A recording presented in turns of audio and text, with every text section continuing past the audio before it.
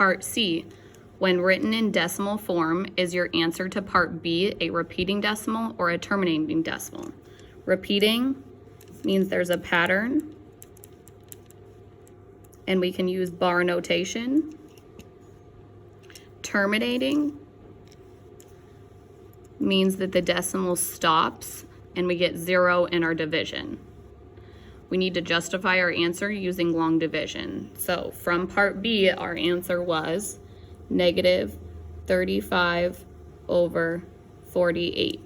I need to change this to a decimal using long division. Top dog gets the house. So 35, I'm gonna put it over here. 35 goes inside, 48 goes outside. 48 cannot go into 35, so I can put a decimal place and a 0. Then I can bring up the decimal place in my answer. I need to figure out how many times 48 can go into 350. I'm gonna guess 5 times.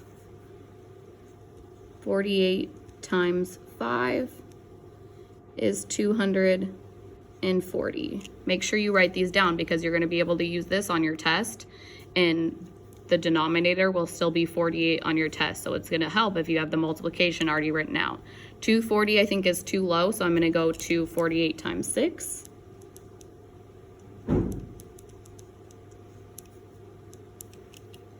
Which is 288. I think I can go one more time. 48 times 7 is 336. That looks like the closest number without going over 350, so it can go in 7 times. So I bring 7 up in my answer. And then I have to multiply, which is what we just did. 7 times 48 is 336. After I get that, I subtract. 0 minus 6. I can't take 6 away from 0, so I have to borrow from the next number over. 5 we cross out and we take 1 away, so that becomes a 4. Can you see the little 4 up there? Okay, then I can add a 10 to here, so this becomes 10. 10 minus 6 is 4. 4 minus 3 is 1. 3 minus 3 is 0. I don't have to write that. 48 cannot go into 14, so I need to bring down another 0. Now I have to figure out how many times 48 can go into 140. I'm going to guess 3 times. 48 times 3 is 144. That's too much. I only have 140, so I'm going to go down 1. 48 times 2. Remember, be writing all of these down because you're going to be able to use this on your test tomorrow. 48 times 2 is 96. So I put 96 in here, and I put 2 up top. This answer for your multiplication always goes in your answer up here. 2 times 48 is 96, and then I subtract. 0 minus 6, I can't do that. So I cross out, I borrow from the 4, that turns into a 3 because I'm taking 1 away, and I'm adding that to here, and that becomes a 10. 10 minus 6 is 4. 3 minus 9, again, I can't do that, so I have to borrow.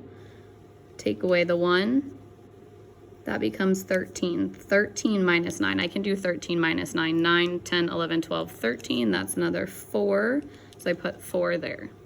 48 cannot go into 44, so I bring down another 0. Always bringing down zeros when I need to divide. Now I have to figure out how many times 48 can go into 440. I know it can go in more than 7 times because 7 was 336, so I'm going to try 8 times. 48 times 8 is 384. That's an 84. I think it can probably go in more times because I'm in 400, so I'm going to try 9. 48 times 9 is 432. Can you see that? 432. So I'm going to take the 9 and I'm going to put it up here in my answer. 9 times 48 is 432. Same process, I'm subtracting again. I have to borrow. That becomes a 3. This becomes a 10. 10 minus 2 is 8.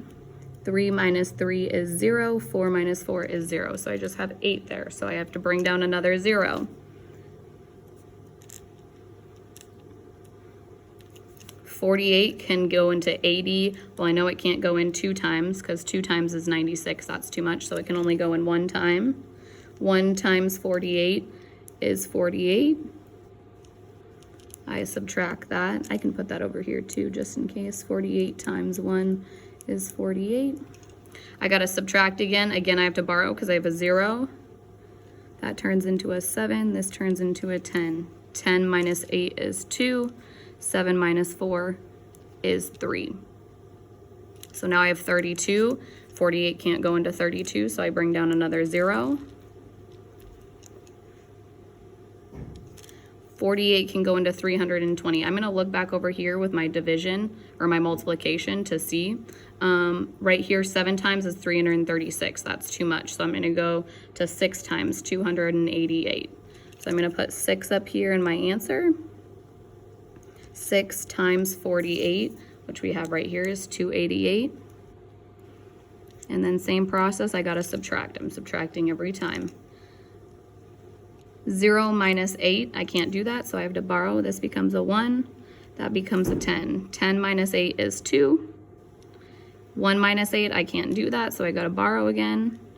That becomes an 11. See the little 11 up there? So 11 minus 8 is 3.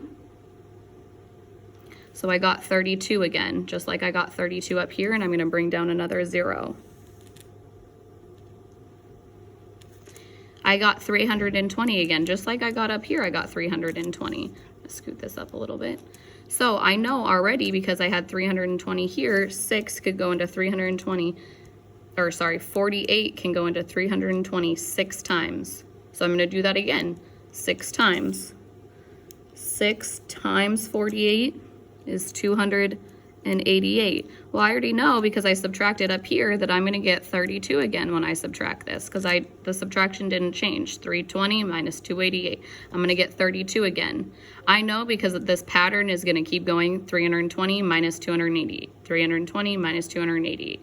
This is going to be 320 minus 288. So I can go back up here to my answer and put a little bar over my 6. The rest of the numbers aren't repeating. Just the 6 is going to repeat because 288 is going to repeat every time, and I'm going to subtract. I'm going to get 6 up here, 288, 6, 288. So just the bar over the 6, which means in our question, it was asking if it was a repeating or terminating decimal. It's a repeating decimal because it has a pattern. So I'm going to write repeating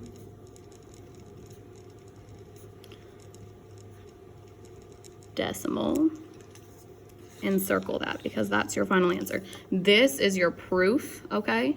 And I need to see this because you won't get credit on your test if you don't have the work and your answer as repeating decimal. Okay, so I need to see both because it says justify your answer using long division. So if you don't show the long division, you won't get full credit on this. All of this is going to help you on the test because you're still going to be using 48 to divide. This number is going to be different on your test, but 48 will be the same. So all of this right here will help you.